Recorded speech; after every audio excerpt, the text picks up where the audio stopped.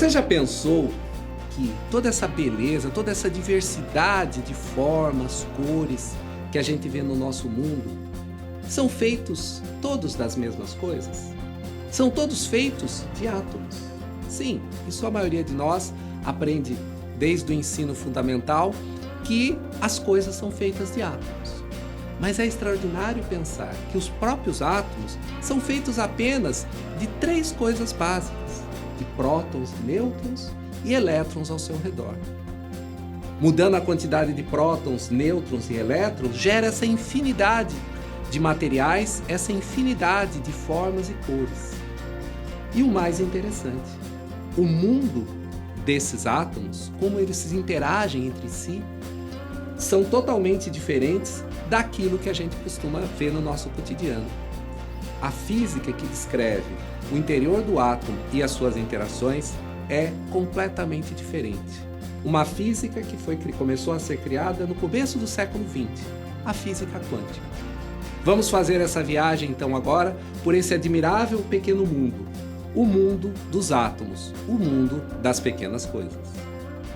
Admirável e fascinante pequeno mundo. Vamos agora caminhar para um outro lado do nosso universo.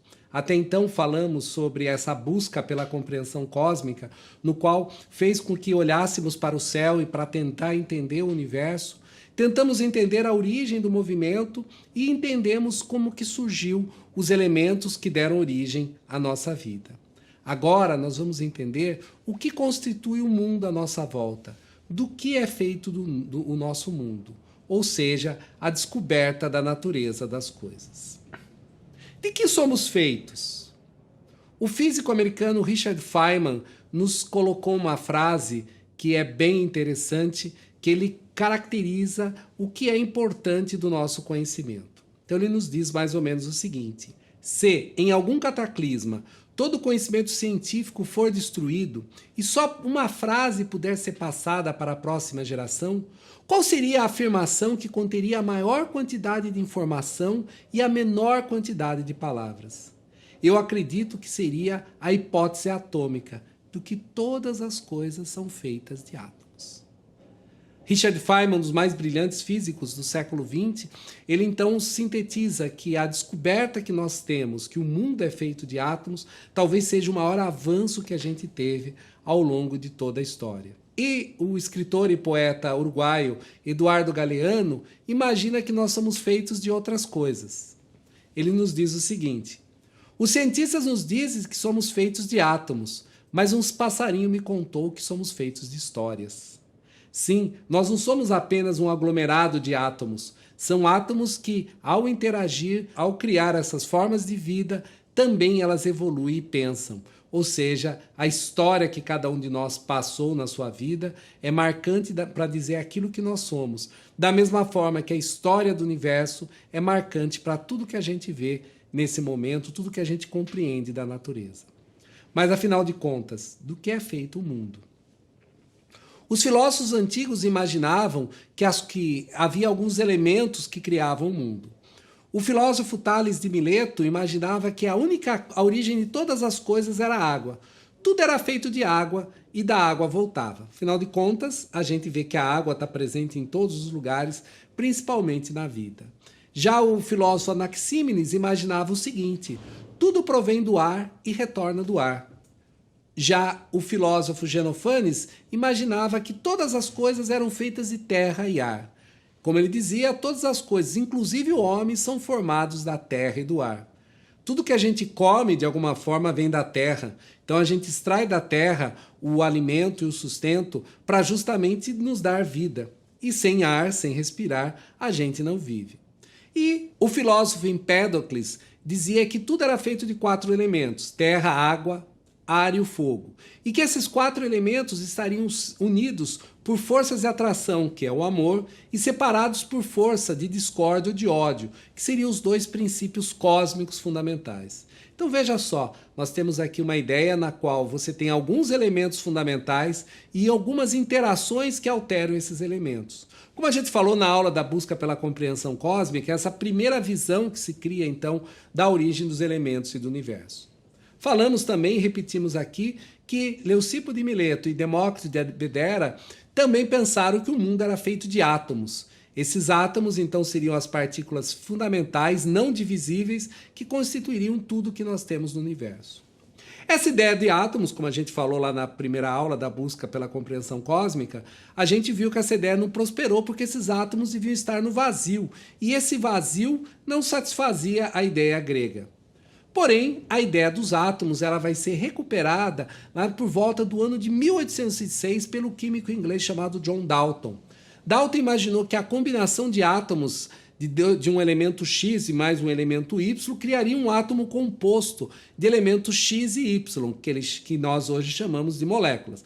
É o caso, por exemplo, da molécula de água, feita de 2 átomos de hidrogênio e 1 de oxigênio que se compõem e cria um novo composto que tem características absolutamente distintas daquela que eles tinham originalmente. Dalton recolhe ainda a ideia inicial dos gregos, na qual esses átomos deviam ser como se fossem esféricos, como se fosse uma bola de bilhar, maciço, indestrutível, indivisível e homogêneo, e neutro eletricamente. E ao se combinar, criaria todas essas diversidades de elementos. John Dalton, assim, também explica os processos químicos, quando, por exemplo, a gente separa a água, a molécula de água, você produz o hidrogênio e o oxigênio separadamente, e assim com toda a química que a gente tem. O outro personagem de destaque nessa compreensão é o físico e químico inglês Michael Faraday. Michael Faraday é considerado pelos físicos o maior físico experimental do século XIX e pelos químicos o maior químico experimental do século XIX. Porque para Faraday a visão era uma única só da natureza. E entre as diversas avanços de Faraday, uma muito importante foi a descoberta da eletroquímica. Faraday mostrou que você poderia fazer uma transferência de massa, transferência de matéria, quando você colocava 2 eletrodos numa solução alcalina, aplicando uma corrente elétrica. Então a eletroquímica, a eletrólise, foi um processo entendido e explicado por Faraday, mostrando que havia uma transferência de algum elemento.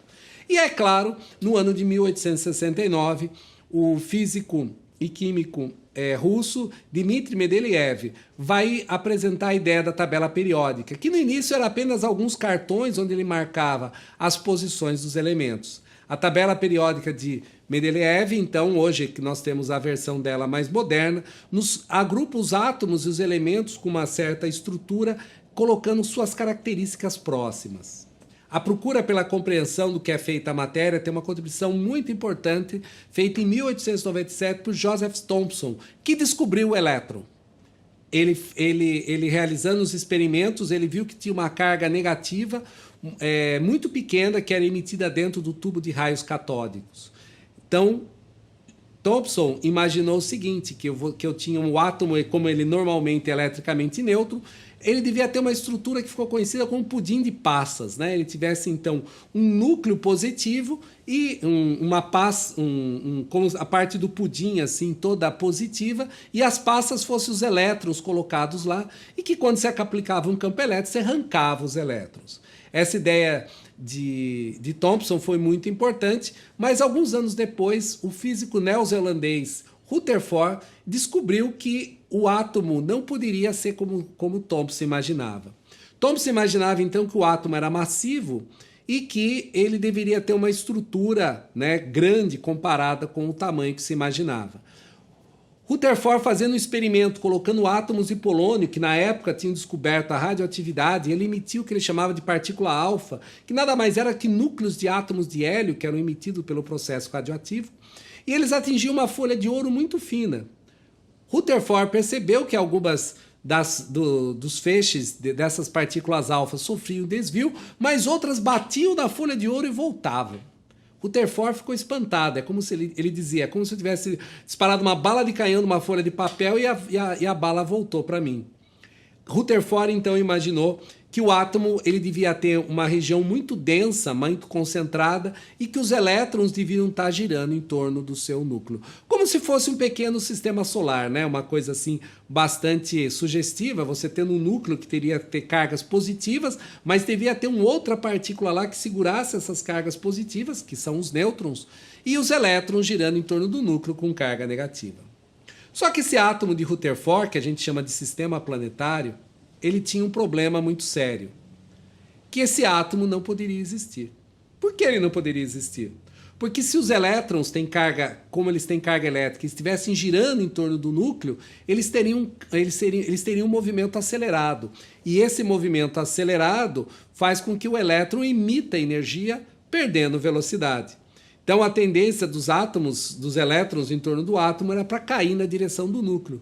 E se estimar o tempo de decaimento, seria algo em torno de 1 nanosegundo. E como os átomos podem existir, como a gente falou na aula passada, por bilhões de anos? Essa pergunta sobre a estrutura do átomo começou a ser um dos grandes problemas do início do século XX, entre outros, mostrando que a física que a gente tinha naquele momento não conseguia explicar isso de uma maneira muito clara. Coube a um outro físico que trabalhou com Rutherford, o Niels Bohr, no ano de 1913, tentar associar a emissão que os átomos têm, que a gente chama de espectro de emissão quando são aquecidos, com a própria estrutura do átomo.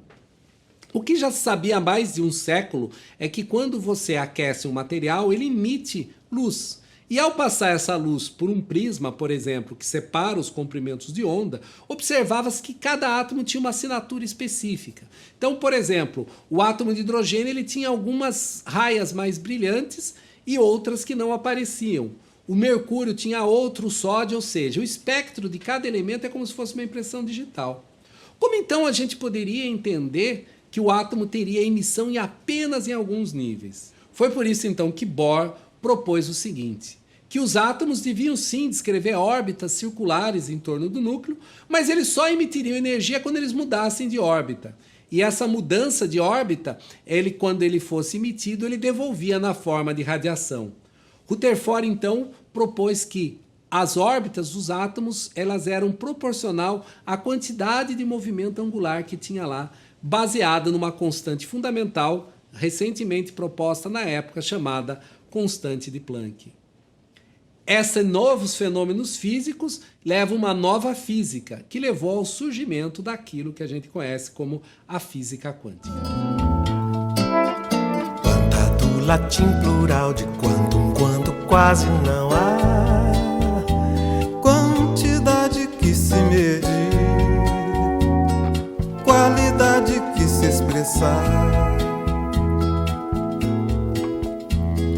fragmento infinitésimo, quase que apenas mental, quanto um granulado no mel, quanto um ondulado no sal, mel de urânio, sal de rádio, qualquer coisa quase ideal. Cântico dos cânticos, quântico dos quânticos,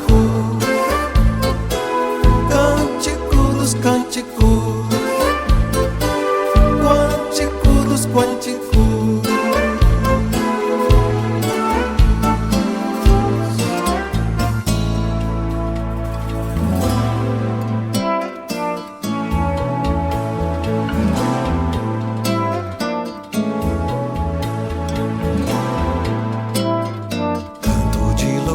Amor ao vento, vento, arte do ar, balançando o corpo da flor, levando o veleiro pro mar. Vento de calor, de pensamento em chamas, inspiração, arte de criar o saber, arte descoberta, invenção. Teoria em grego quer dizer o ser em contemplação. Cântico dos cânticos, quântico dos quânticos, cântico dos cânticos, quântico dos quânticos.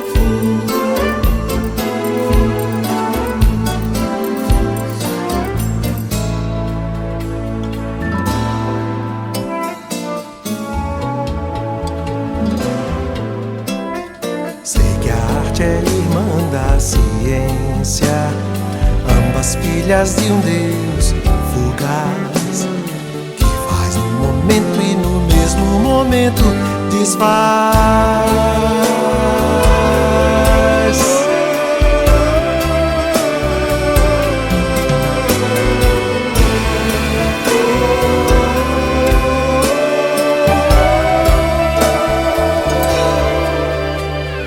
Esse vago Deus por trás do mundo, por detrás do detrás. Cântico dos cânticos, cântico dos cânticos, quântico dos quânticos, quântico dos quânticos. Ouvimos a música Quanta, de Gilberto Gil, numa interpretação dele junto com Milton Nascimento. E a letra do Gilberto Gil é muito inspiradora, porque ela justamente nos fala um pouco do que é tal dessa física quântica. Ele nos chama a atenção logo no título da música, ele chama de quanta, que é o plural de quantum. Quantum vem do latim, que quer dizer uma quantidade. E o Gilberto Gil brinca com a linguagem colocando o seguinte: o quanta do latim, que é o plural do quantum, é quando quase não há quantidade a se medir, quase qualidade que se expressar. Um fragmento infinitésimo, quase que apenas mental. Quando ele diz isso, ele está exatamente pensando que a física quântica ela é a física que discute o muito pequeno, o mundo da escala menor. E aí ele faz mais uma brincadeira. Quanto um granulado de mel, quanto ondulado no sal. Mel de urânio, sal de rádio, qualquer coisa quase ideal. Gilberto Gil apresenta aqui nesses dois versos uma característica fundamental da física quântica, que a gente chama da dualidade onda-partícula, quando ele nos coloca, né, que é um quantum ondulado no sal, né, ou seja, que é uma partícula tão pequena, né, que ele está representando como se fosse o sal que tem lá na onda do mar, que ele ondula junto com a onda do mar. Mas o que de fato acontece é que o átomo, as partículas elementares, elas podem se comportar como corpúsculos ou também podem se comportar como onda. Esse é um grande resultado da física quântica. E aí ele brinca que existe mel de urânio e sal de rádio, que qualquer coisa quase ideal.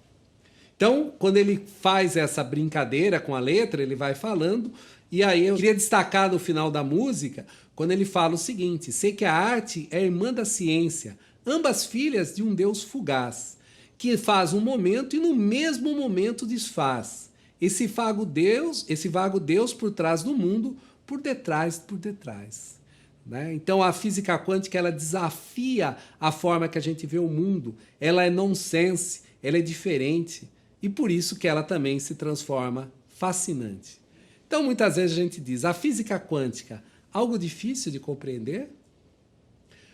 Porque na escala dos átomos é que justamente é o reino da física quântica.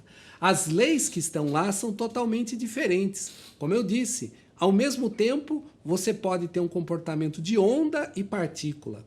A luz pode se comportar como partícula, como fóton em determinadas situações e outras como uma onda eletromagnética. O elétron pode se comportar como uma partícula quando a gente mede a carga e a massa dele, mas ele pode espalhar na matéria como se fosse um feixe de luz, tendo aquilo que a gente chama da difração de elétrons.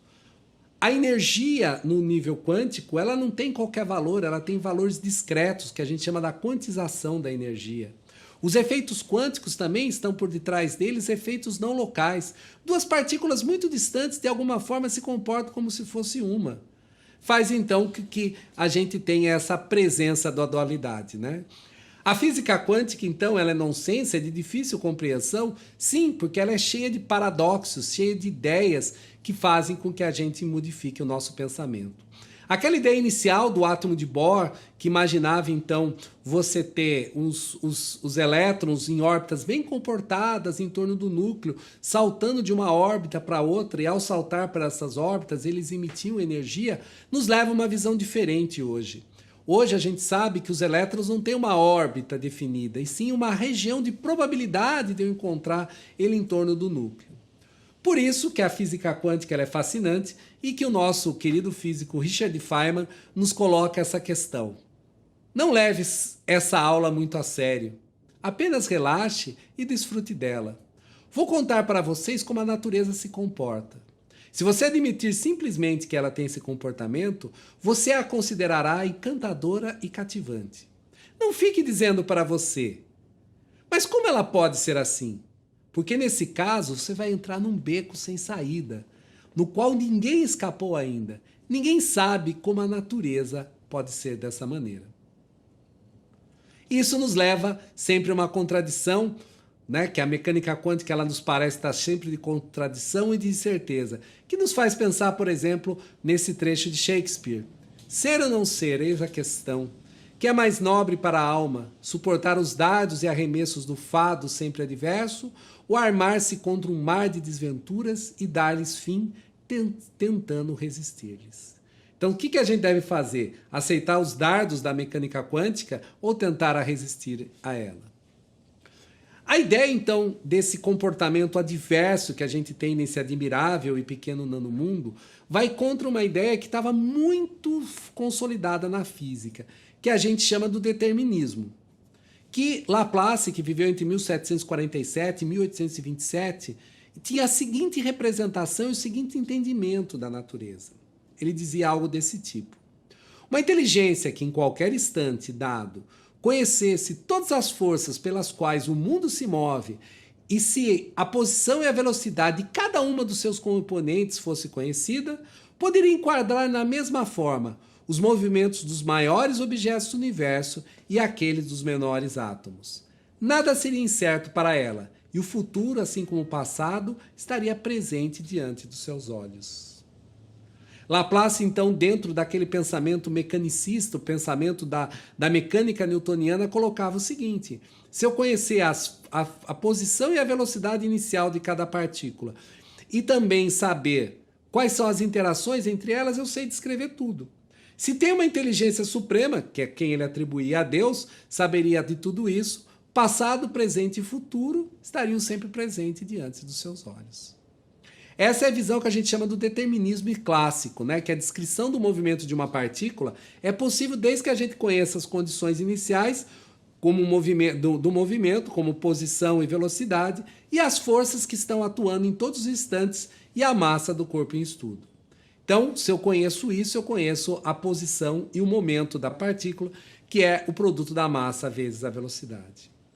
Uma outra visão muito clara da física clássica é sobre a luz. A luz é uma onda que tem o seu comprimento, tem a sua frequência, tem a sua amplitude, e que você relaciona a frequência com o comprimento de onda pela velocidade da luz. A frequência igual à velocidade da luz dividido pelo comprimento de onda. E isso dá a cor, está associado à cor de cada luz que a gente vê.